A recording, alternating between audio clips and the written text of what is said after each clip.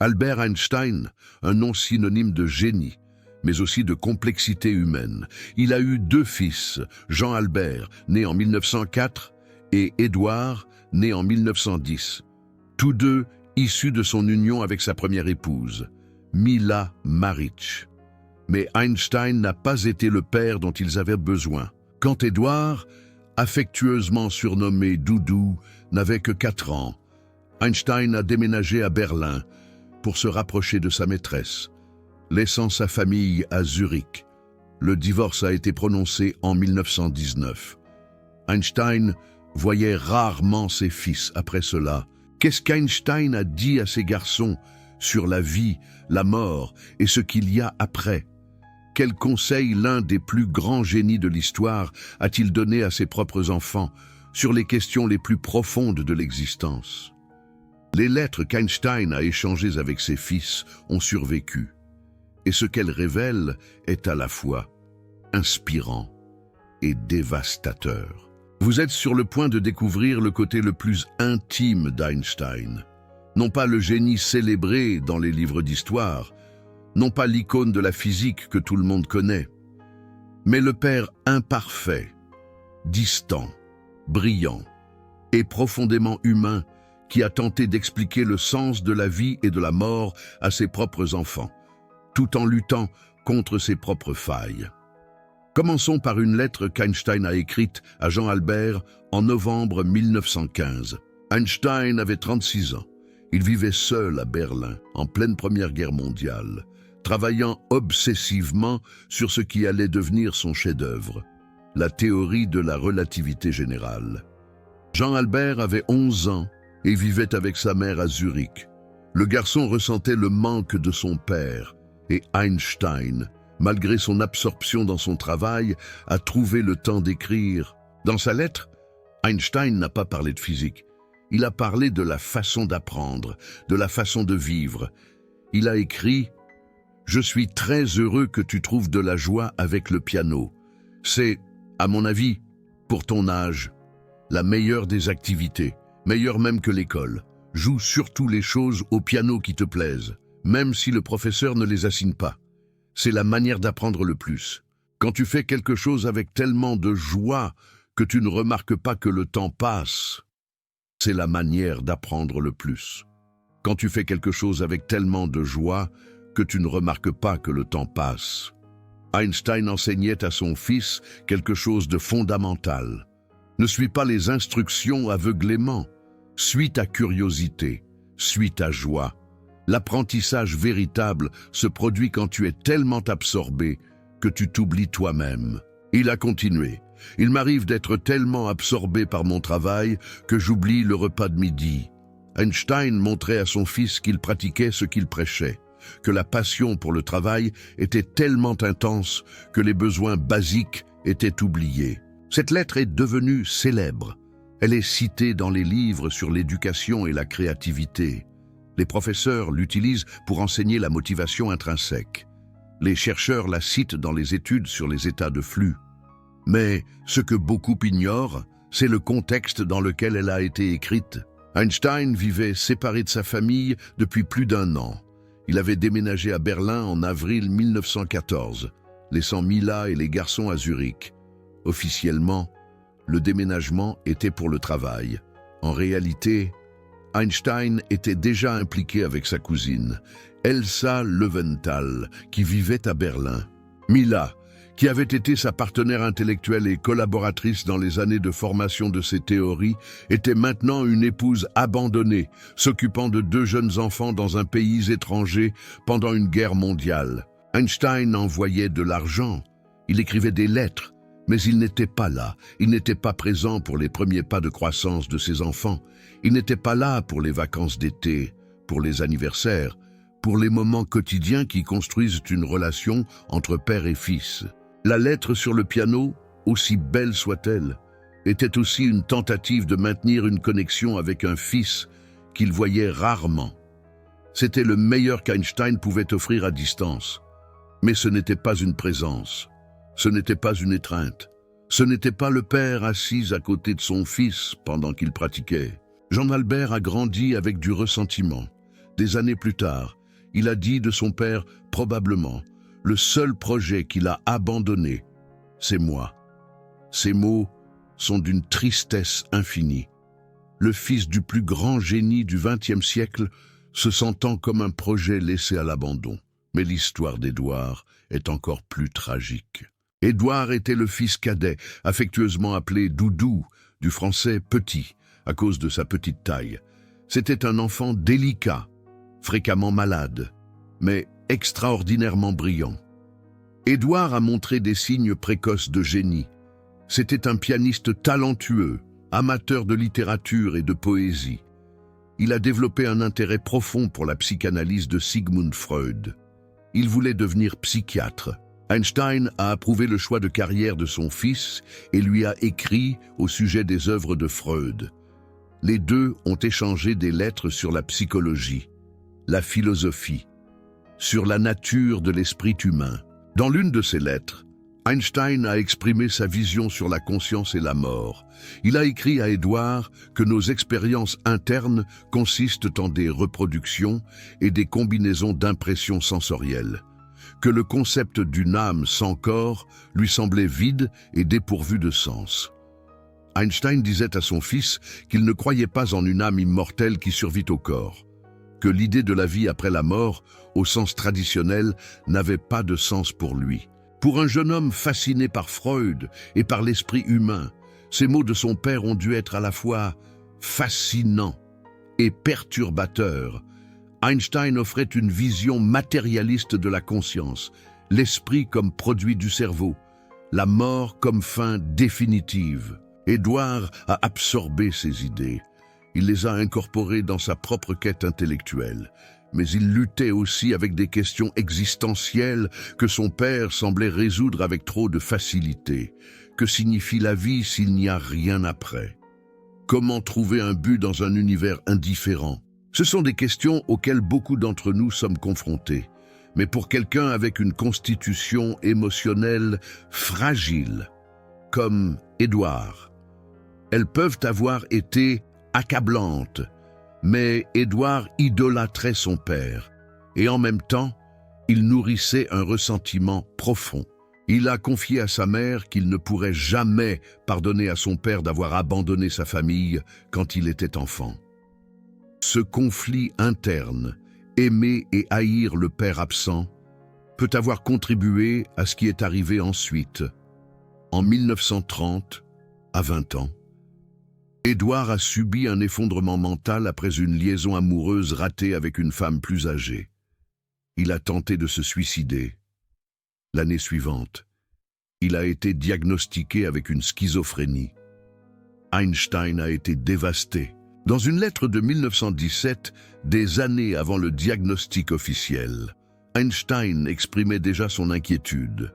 Il a écrit à un collègue « L'état de mon garçon me déprime beaucoup. Il est impossible qu'il devienne une personne pleinement développée. » Einstein, l'homme qui croyait au déterminisme, qui voyait les actions humaines comme le résultat de causes antérieures, a tenté de trouver une explication.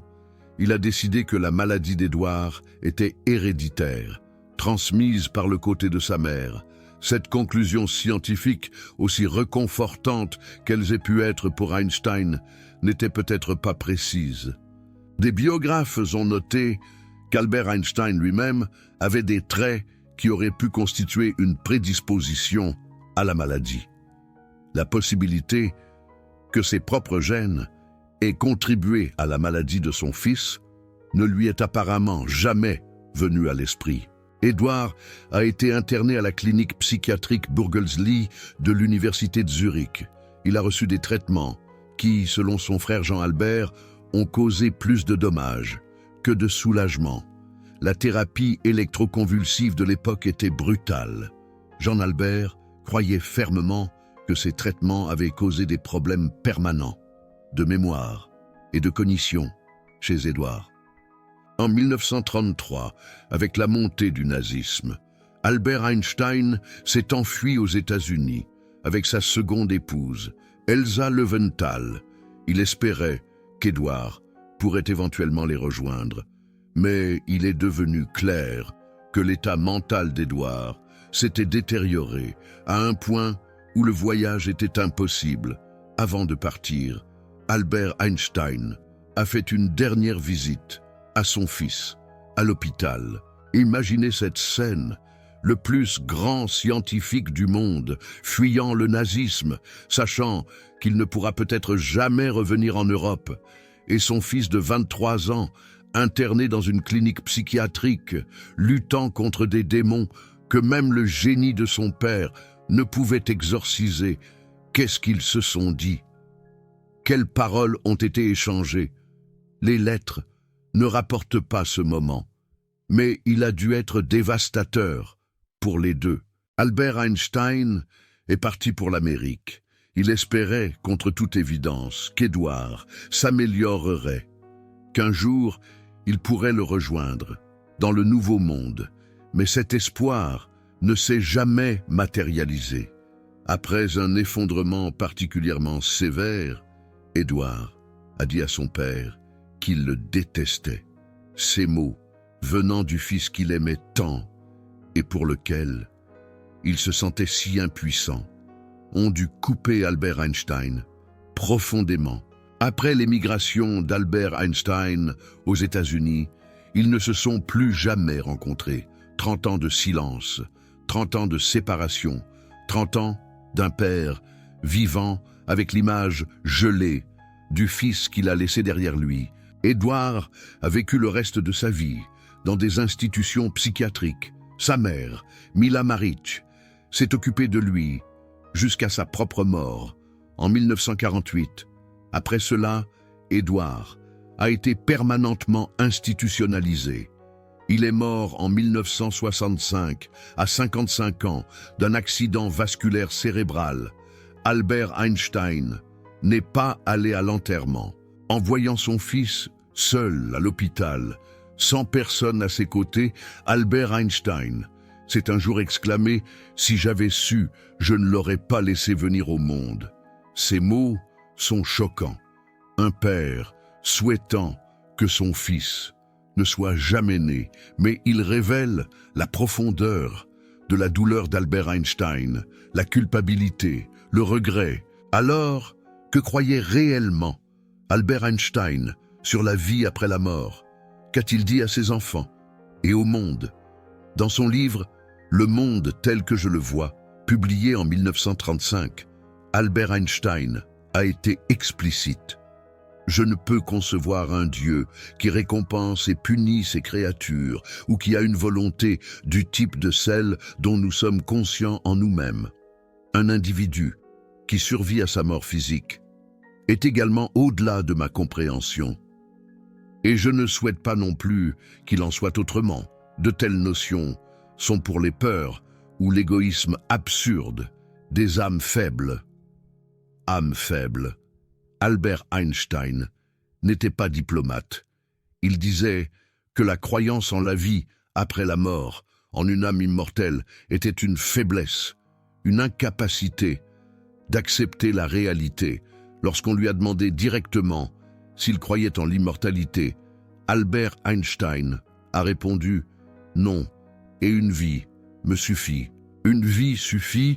En 1953, une pasteur baptiste a écrit à Albert Einstein de lui demandant s'il se sentait sûr d'atteindre la vie éternelle avec le Créateur. Albert Einstein a répondu « Je ne crois pas à l'immortalité de l'individu et je considère l'éthique comme une préoccupation exclusivement humaine, sans aucune autorité surhumaine derrière elle. » C'est dur. Albert Einstein n'offrait pas de faux confort. Il ne disait pas ce que les gens voulaient entendre. Il disait ce qu'il croyait être la vérité. Mais il est important de comprendre le contexte. Albert Einstein n'était pas cruel, il était honnête. Pour lui, l'honnêteté intellectuelle était une valeur suprême. Mentir pour conforter, même avec de bonnes intentions, était une forme de manque de respect. À une autre occasion, Albert Einstein a écrit à un père qui avait perdu son fils. Robert Marcus, directeur politique du Congrès juif mondial, a perdu son fils de 11 ans à cause de la poliomyélite en 1950. Dévasté, Marcus n'a pas cherché de rabbin ou de chef religieux. Il a écrit à Albert Einstein. Albert Einstein a répondu avec l'une des lettres les plus profondes sur la nature de la conscience et de la séparation. Il a écrit sur l'illusion d'optique de la conscience, sur la façon dont nous nous sentons séparés de l'univers, alors qu'en réalité, nous en sommes partis sur la façon dont la tâche est d'élargir nos cercles de compassion, mais il n'a pas promis la vie après la mort. Il n'a pas dit que le fils de Marcus était dans un endroit meilleur. Il a offert une perspective différente, mais pas un mensonge réconfortant. Mais il y avait une autre dimension dans la vision d'Albert Einstein sur la mort. En mars 1955, son plus ancien ami, Michel Bessot, est mort. Albert Einstein connaissait Bessot depuis plus de 50 ans. Ils étaient confidents, collaborateurs intellectuels. Bessot a été la seule personne qu'Albert Einstein a remercié nominalement dans son article de 1905 sur la relativité spéciale. Albert Einstein a écrit une lettre à la famille de Bessot, qui est devenue l'une des plus citées sur la nature de la mort. Il a dit « Maintenant, il est parti de ce monde étrange, un peu avant moi. Cela ne signifie rien. Les gens comme nous, qui croient en la physique, savent que la distinction entre passé, présent et futur n'est qu'une illusion, têtement persistante. Une illusion, têtement persistante. Albert Einstein offrait un type différent de confort, pas la promesse d'une âme volant vers le ciel, mais la perspective de la physique. Si le temps est une illusion, si passé, présent et futur existent tous dans ce que les physiciens appellent l'univers bloc, alors Bessot n'était pas vraiment parti quelque part dans le tissu de l'espace-temps. Bessot existait toujours. Toutes les conversations qu'ils ont eues, tous les moments partagés, étaient éternellement inscrits dans la structure de l'univers. Ce n'était pas la vie après la mort, au sens traditionnel, c'était quelque chose de différent, une éternité du moment, une permanence de tout ce qui a jamais existé. Le physicien Brian Greene de l'Université Columbia explique cette idée dans son livre « Le tissu du cosmos ».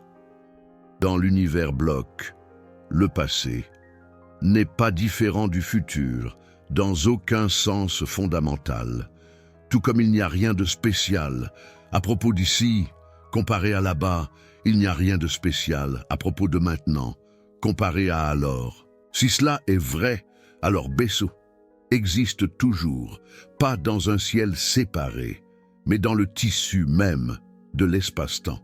À un certain point du bloc quadridimensionnel, Albert Einstein et Bessot sont toujours en train de discuter à Berne en 1905. Cette conversation existe éternellement. Et il en va de même pour nous tous. Vos moments de joie, d'amour, de connexion, ils ne sont pas passés, ils sont toujours là, inscrits dans la structure de l'univers. Cela peut sembler trop abstrait pour consoler quelqu'un en deuil, mais Albert Einstein a trouvé du confort en cela et il a offert cette perspective à la famille de Bessot avec sincérité. Moins d'un mois après avoir écrit cette lettre, Einstein est mort. Aussi, le 18 avril 1955, un anévrisme de l'aorte s'est rompu. Les médecins ont proposé une opération. Einstein a refusé. « Je veux partir quand je veux », a-t-il dit. « C'est de mauvais goût de prolonger la vie artificiellement. J'ai fait ma part. Il est temps de partir. Je ferai ça avec élégance. » Il n'avait pas peur. Il a accepté la mort avec la même clarté qu'il abordait les problèmes de physique. Dans les dernières heures, il a demandé ses calculs. Il a continué à travailler sur sa théorie du champ unifié jusqu'à la fin. 12 pages d'équations étaient à côté de son lit quand il est mort. Ses dernières paroles ont été murmurées en allemand à une infirmière, Alberta Rosell, qui ne comprenait pas la langue. Ce qu'il a dit reste un mystère. Certains spéculent qu'il parlait de ces équations, essayant encore de résoudre le problème qui l'a occupé pendant des décennies. D'autres pensent que ça pouvait être un message pour la famille, ou peut-être quelque chose de complètement différent. On ne saura jamais. Le cerveau d'Einstein a été retiré pendant l'autopsie par le pathologiste Thomas Harvey, qui l'a préservé et étudié pendant des décennies. Harvey croyait que le cerveau d'Einstein contenait des indices sur son génie. Des études postérieures ont trouvé quelques anomalies, mais aucune explication simple n'a émergé. Le mystère de l'esprit d'Einstein demeure. C'est intéressant de penser qu'Einstein, qui ne croyait pas en une âme séparée du corps, a vu son cerveau préservé comme s'il s'agissait d'une relique sacrée. L'ironie ne lui aurait pas échappé. Alors, qu'est-ce qu'Einstein a enseigné à ses enfants sur la vie après la mort? Premièrement, il a enseigné qu'on ne doit pas craindre la mort, que la peur est pour les âmes faibles, qu'une vie bien vécue est suffisante. Deuxièmement, il a enseigné que l'âme immortelle au sens traditionnel n'existe probablement pas, que le concept d'une conscience séparée du corps est vide de signification. Troisièmement, il a enseigné que le temps peut être une illusion, que tous les moments peuvent exister éternellement dans l'univers bloc, que ceux qu'on a perdus n'ont pas disparu, mais existent dans un autre point de l'espace-temps. Et quatrièmement, à travers ses propres faiblesses, il a enseigné une leçon qu'il n'avait peut-être pas l'intention d'enseigner. Einstein a privilégié son travail par rapport à sa famille. Il a délaissé sa femme et ses enfants. Il n'a pas été présent quand ils avaient besoin de lui, et il a porté cette culpabilité pendant le reste de sa vie. Jean Albert a finalement reconstruit la relation avec son père. Il a déménagé aux États-Unis en 1938, est devenu professeur d'ingénierie hydraulique à l'Université de Californie à Berkeley et a passé beaucoup de temps avec Einstein pendant sa maladie terminale. Il y a eu réconciliation, conversation, tentative de comprendre et de pardonner. Jean Albert a vu son père travailler sur ses équations jusqu'au dernier jour. Il a vu l'esprit brillant chercher encore des réponses. Et peut-être a-t-il compris, au moins partiellement, ce qui avait poussé son père à faire les choix qu'il a faits. Mais les blessures ne se sont jamais complètement cicatrisées. Jean Albert a dit une fois que c'était probablement le seul projet que son père avait abandonné. Cette douleur de rejet, de ne pas être la priorité, l'a accompagné toute sa vie. Mais Édouard n'a jamais eu cette chance de réconciliation. Il est mort seul en 1965, institutionnalisé, sans avoir vu son père depuis plus de 30 ans. Ses funérailles ont été petites. Einstein était déjà mort 10 ans avant. Voilà la leçon non intentionnelle d'Einstein, que la quête du savoir, aussi noble soit-elle, ne doit pas se faire au détriment des personnes qu'on aime. Qu'être présent pour sa famille est aussi important que de résoudre les mystères de l'univers. Peut-être plus. Einstein a écrit un jour: « Étrange est notre situation ici sur Terre. Chacun de nous vient pour une brève visite, sans savoir pourquoi.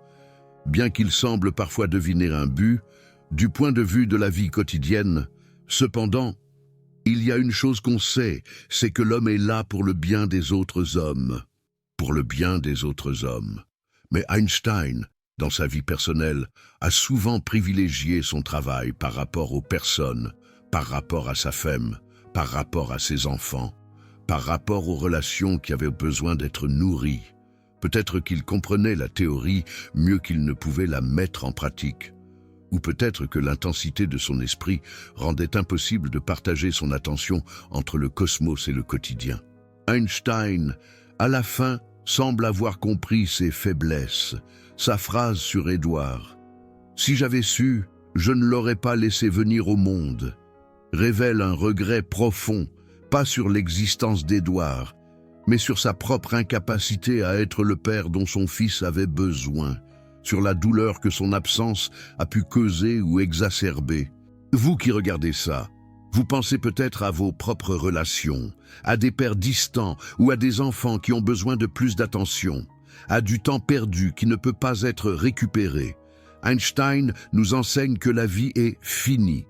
Une vie est suffisante, a-t-il dit, mais ça veut dire que chaque moment compte, chaque connexion importe, chaque opportunité d'être présent pour ceux qu'on aime est précieuse. La physique d'Einstein suggère que le temps est une illusion, mais notre expérience du temps est bien réelle. Et dans cette expérience, les choix qu'on fait sur la façon de dépenser notre temps définissent qui on est. Einstein a choisi la science, et il a changé le monde. Ses théories ont révolutionné notre compréhension de l'univers, GPS, laser, énergie nucléaire. Tout ça dérive de son travail. Des milliards de personnes ont été affectées par ses découvertes. Mais il a aussi perdu ses enfants d'une manière qu'il ne pourra jamais récupérer.